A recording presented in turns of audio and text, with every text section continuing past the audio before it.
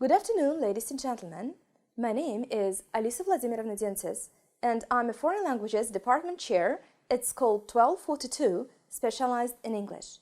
Today, our video lecture is aimed mainly at those students who seek to find tips on how to write an opinion composition at the Unified State Exam. What is an essay? An essay is a piece of writing divided into paragraphs. In my perspective, the first thing you need to do is to get acquainted with the assessment criteria.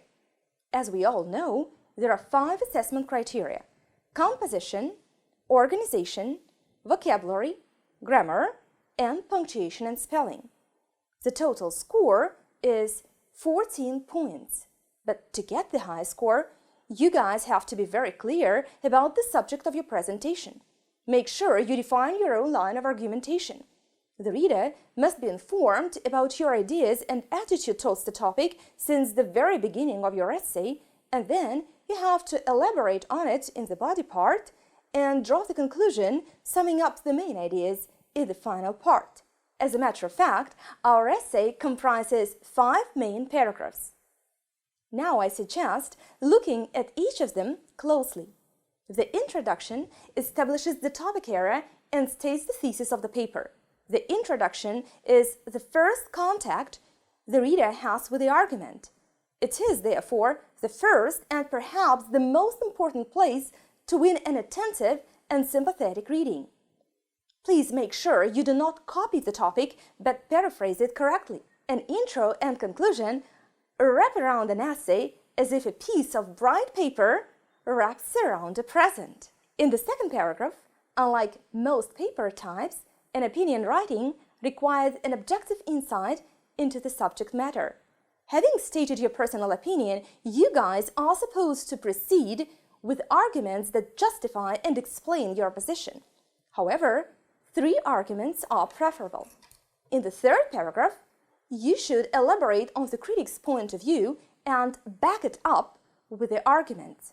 In the fourth paragraph, you have to find exact counter-arguments to explain why you are in sharp disagreement with the opponent's point of view, thus emphasizing its weaknesses. The conclusion performs a number of very significant functions. It restates the topic in a very creative way, and it also highlights the strength of your position and the weaknesses of the opponent's point of view. Now, let me check how well you have grasped the main idea of each paragraph. Please match the recommendation with the paragraph it is supposed to be used in. Another way to look at these paragraphs is to think about gift wrapping paper. Here we go, that's right. Introduction and conclusion. Number 2, it backs up the writer's opinion with 2 or 3 arguments. So what paragraph am I talking about? Good job! And we are talking about paragraph number 2. It sums up the main ideas of the composition. Absolutely! Conclusion, right you are! It should be written in such a manner that readers feel interested in the rest of the paper. Wonderful! Fantastic! This is introduction. You knew the answer, didn't you? It provides the opposite point of view. Right, and the answer is paragraph number 3. It should also be well balanced in length with introduction. Here we go, and the answer is conclusion. There are different types of assignments that contribute to structuring your essay in a proper way. And the first problem you guys may face is identifying statements and arguments. Please look at our slide. Read the statements about motorcycles in the left column and match them to the arguments in the right one. But before we start working on this exercise, I have a question for you. What is a logical bridge between these 2 sides? Absolutely! I just hear your answer. And the word is because. And this word because is the key to our success. It will help us out. So let us check. So well, they are very convenient. And you remember, guys, don't you, that we are talking about motorcycles. So they are very convenient. And we ask, why? The answer is because you don't rely on public transport. You can park them easily.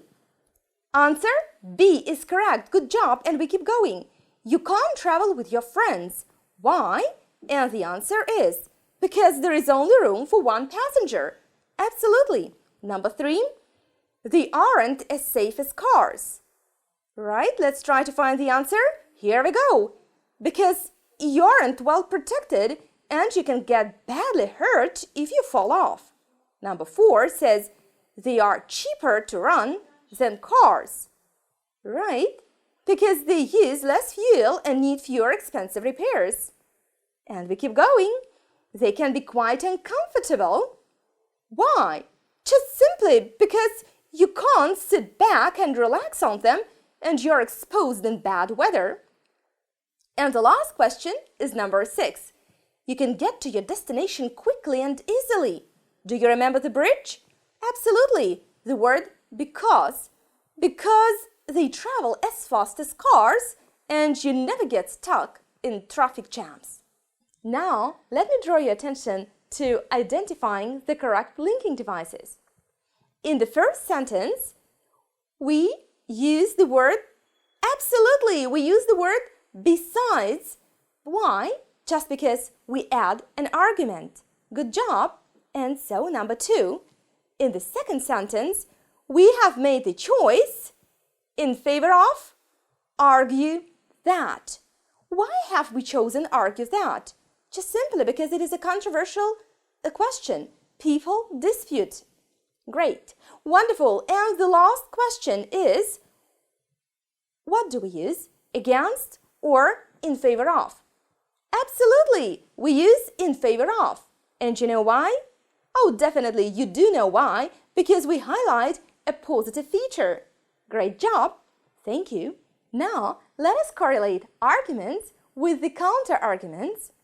People say there are numerous opportunities for fun in a big city. Well, and what would the critics say in this respect? They would say, well, first of all, they cost an arm and a leg. And moreover, people in big cities are so busy working all day long and wasting time in traffic jams that they are too worn out to take advantage of all these entertainment opportunities. You know what? There is another opinion that unified state exam is a stressful procedure.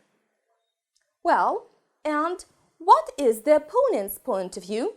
They would probably say that it trains our students and helps them to get over this condition for the future exams. Moreover, this examination eliminates the double stress while taking entrance exams at the university. I assume now, when we are familiar with the main principles of identifying our own line of argumentation, it's time for us to write our own essay, and I suggest the following topic.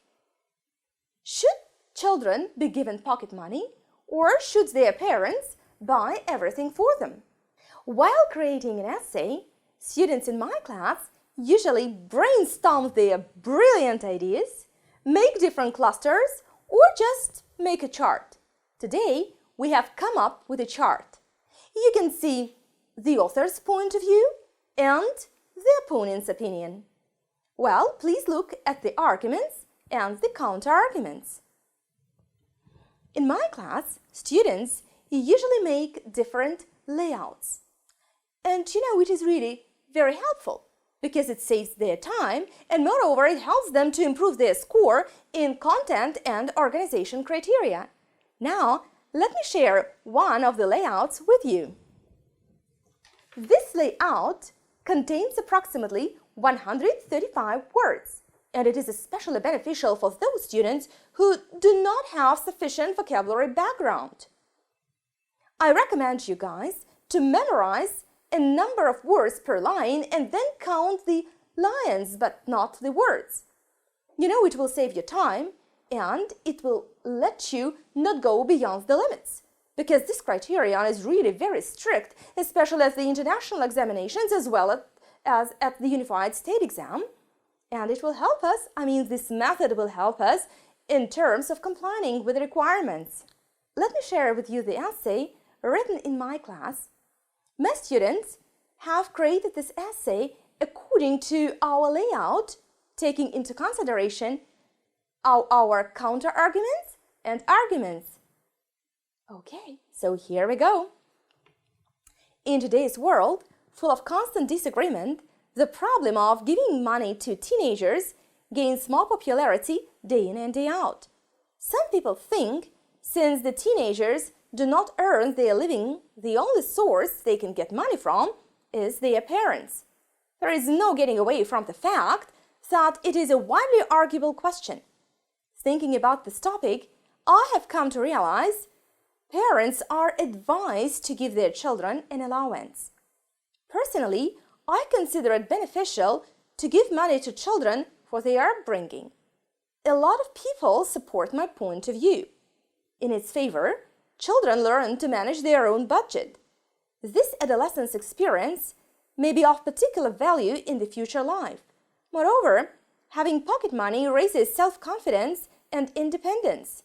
Finally, being given pocket money is an essential part of upbringing that gives teenagers an opportunity to function as adults. However, there are people who are in sharp disagreement with my opinion. Critics are quick to point out that money spoils kids because teenagers may spend it on trifles or waste on addictions that may ruin their health. I'm absolutely sure that this position is far from reality because it is parents' responsibility to teach their kids to invest money in the right channels and not to go beyond the limits. To conclude, it appears not difficult to give full justice to the problem of providing teenagers with pocket money. A number of parents find a lot of advantages in giving allowance to their children. I hope in the near future, people who do not agree with me will change their attitude towards this problem. My opinion finds wide support among teenagers and their parents. I hope you will find this video lecture beneficial, and it will help you to improve your essay writing skills at the Unified State Exam. Thank you so very much for your attention, and good luck to you kids.